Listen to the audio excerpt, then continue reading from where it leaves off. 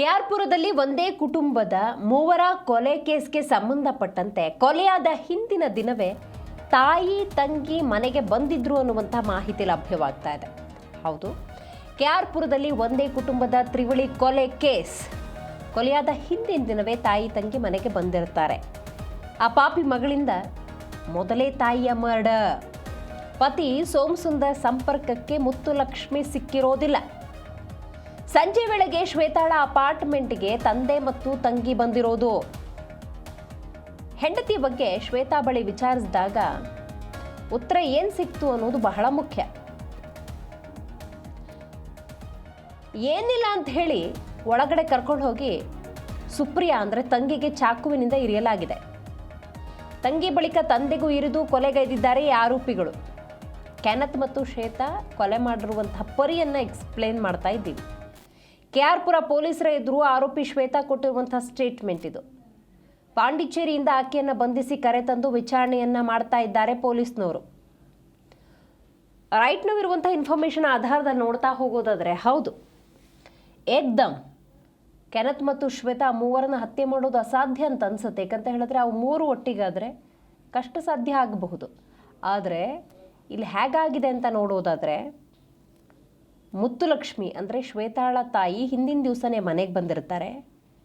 ಮಾತಿಗೆ ಮಾತು ಬೆಳೆದಿದೆ.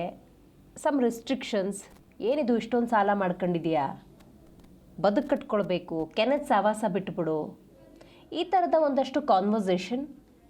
ಕೋಪಗೊಂಡಂತಹ ಶ್ವೇತಾ ಮುತ್ತುಲಕ್ಷ್ಮಿಯನ್ನು ಹತ್ಯೆ ಮಾಡಿರೋದು. ಸಹಜವಾಗಿ ಎಲ್ಲಿ ನನ್ನ ಹೆಂಡತಿ ಅನ್ನುವಂಥ ನಿಟ್ಟಿನಲ್ಲಿ ಸಂಪರ್ಕ ಮಾಡುವ ಎಲ್ಲ ಪ್ರಯತ್ನ ಮಾಡಿದ್ರೂ ಕೂಡ ಮುತ್ತುಲಕ್ಷ್ಮಿಯ ಸಂಪರ್ಕ ಸಿಕ್ಕಿರೋದಿಲ್ಲ. ವಿಚಾರಿಸೋದಕ್ಕೆ ಬರ್ತಾರೆ. ಆ ಸಂದರ್ಭದಲ್ಲಿ ಈ ಸುಪ್ರಿಯಾ ಮತ್ತು ಸೋಮಸುಂದರ್ ಹತ್ಯವಾಗಿದೆ ಅನ್ನುವಂತಹ ಮಾಹಿತಿ ಲಭ್ಯವಾಗ್ತಾ ಇದೆ. ಹಾಗಾದರೆ ವಿಚಾರಣೆಯ ಸಂದರ್ಭದಲ್ಲಿ ಆರೋಪಿ ಶ್ವೇತಾ ಏನು ಹೇಳಿರೋದು? ಹೆಚ್ಚಿನ ಡೀಟೇಲ್ಸನ್ನು ನಮ್ಮ ಪ್ರತಿನಿಧಿ ವಿಶ್ವನಾಥ್ ನೀಡ್ತಾರೆ. ವಿಶ್ವ, ತ್ರಿವಳಿ ಕೊಲೆ ಕೇಸ್ಗೆ ಸಂಬಂಧಪಟ್ಟಂತೆ ಪಾಂಡಿಚೇರಿಯಿಂದ ಶ್ವೇತಾಳನ್ನ ಕರೆತರಲಾಗಿದೆ. ವಿಚಾರಣೆಯ ಸಂದರ್ಭದಲ್ಲಿ ಆಕೆ ಬಾಯ್ಬಿಟ್ಟಂತಹ ವಿಚಾರಗಳಾದರೂ ಏನು?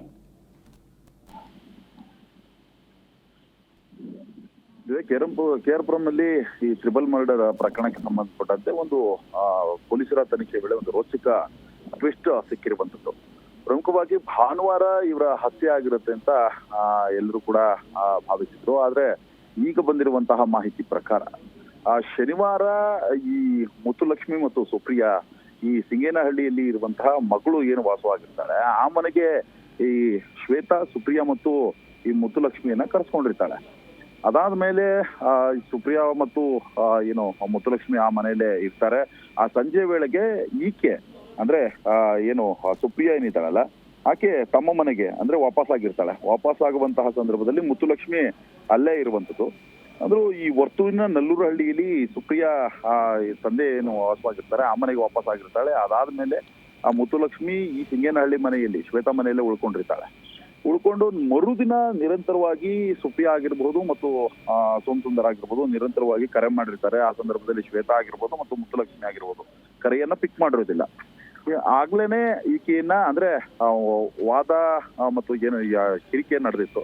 ಆ ಕಿರಿಕೆ ಸಂದರ್ಭದಲ್ಲಿಯೇ ಆಲ್ರೆಡಿ ಮುತ್ತುಲಕ್ಷ್ಮಿಯನ್ನ ಶನಿವಾರವೇ ಹತ್ಯೆ ಮಾಡಿ ಇವರು ವಾಶ್ರೂಮ್ ನಲ್ಲಿ ಆ ಮೃತದೇಹವನ್ನು ಒಯ್ದಿಟ್ಟು ಅದಾದ್ಮೇಲೆ ಕಂಪ್ಲೀಟ್ ಆಗಿ ರಕ್ತವನ್ನು ಕೂಡ ವಾಶ್ ಮಾಡಿದ್ದಾರೆ ಅನ್ನೊಂದು ಗಂಭೀರ ಆರೋಪ ಇವ್ರ ಮೇಲೆ ಇರುವಂತದ್ದು.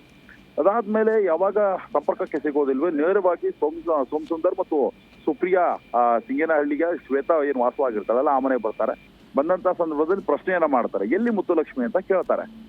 ಆಗ ಏನು ಇಲ್ಲ, ಒಳಗಡೆ ಬನ್ನಿ ಅನ್ನೋ ಒಂದು ಆಂಗಲಲ್ಲಿ ಕರ್ಸ್ಕೊಳ್ತಾಳೆ. ಕರ್ಸ್ಕೊಂಡು ಈ ಶ್ವೇತಾ ಏನಿದ್ದಾಳೆ ಈ ಸುಪ್ರಿಯಾಳನ್ನ ಗಟ್ಟಿಯಾಗಿ ಹಿಡ್ಕೊಂಡಿರ್ತಾಳಂತೆ. ಆ ಸಂದರ್ಭದಲ್ಲಿ ಈ ಚೇತನ್ ಏನಿದ್ದಾನಲ್ಲ ಆತನೇ ಚೂರಿ ಇರಿದಿದ್ದಾನೆ ಅನ್ನೋ ಒಂದು ಗಂಭೀರ ಆರೋಪ ಇರುವಂತದ್ದು. ಈ ಸಂದರ್ಭದಲ್ಲಿ ಸೋಮಶೇಖರ್ ಅಡ್ಡ ಬರ್ತಾರೆ.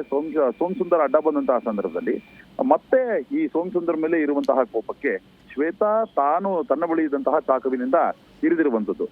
ತೀವ್ರ ರಕ್ತಸ್ರಾವ ಆಗಿ ಆತ ಈಚೆ ಬರ್ತಾನೆ. ಈಚೆ ಬಂದು ಸೆಕ್ಯೂರಿಟಿ ಗಾರ್ಡ್ ಹತ್ರ ಕೇಳ್ಕೊಳ್ತಾನೆ. ಸಂದರ್ಭದಲ್ಲಿ ಸೆಕ್ಯೂರಿಟಿ ಗಾರ್ಡ್ 112ಗೆ ಫೋನ್ ಮಾಡಿದಂತ ಸಂದರ್ಭದಲ್ಲಿ ಏನು 112 ಸಿಬ್ಬಂದಿ ಸ್ಥಳಕ್ಕೆ ಬರ್ತಾರೆ. ಸ್ಥಳಕ್ಕೆ ಬಂದು ಈತನನ್ನ ಆಸ್ಪತ್ರೆಗೂ ಕೂಡ ದಾಖಲು ಮಾಡ್ತಾರೆ. ಆ ಆಸ್ಪತ್ರೆಗೆ ದಾಖಲು ಮಾಡುವಂತ ಸಂದರ್ಭದಲ್ಲಿ ಕೆಲವೊಂದು ಮಾಹಿತಿಗಳನ್ನ ಕೊಡ್ತಾರೆ. ಆಸ್ಪತ್ರೆಯಲ್ಲೂ ಕೂಡ ಕೆಲವೊಂದು ಮಾಹಿತಿಯನ್ನ ಕೊಟ್ಟು ತೀವ್ರ ರಕ್ತಸ್ರಾವ ಆಗಿದ್ದರಿಂದ ಆತ ಮೃತಪಟ್ಟಿರುವಂತದ್ದು. ಮತ್ತು ಮನೆಯಲ್ಲಿಯೇ ಮುತ್ತುಲಕ್ಷ್ಮಿ ಮತ್ತು ಸುಪ್ರಿಯಾ ಮೃತಪಟ್ಟಿರುವಂತದ್ದು. ಒಟ್ಟಾರೆ ಶನಿವಾರವೇ ಮುತ್ತಲಕ್ಷ್ಮಿಯನ್ನವರು ಹತ್ಯೆ ಮಾಡಿದ್ದಾರೆ ಅನ್ನೋದು ಗಂಭೀರ ಆರೋಪ ಇರುವಂತದ್ದು.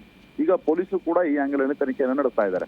ಸದ್ಯಕ್ಕೆ ಲಾಕ್ ಆಗಿರುವಂತಹ ಶ್ವೇತಾ ಏನಿದ್ದಾಳಲ್ಲ, ಆಕೆ ಕೂಡ ತಾಯಿಯ ಮೇಲೆ ಮತ್ತು ತಂದೆಯ ಮೇಲೆ ಗಂಭೀರವಾದಂತಹ ಆರೋಪ ಮತ್ತು ತಾಯಿ ಮೇಲೂ ಕೂಡ ಕೆಲವೊಂದು ಆರೋಪಗಳನ್ನ ಮಾಡ್ತಾ ಇರುವಂತದ್ದು.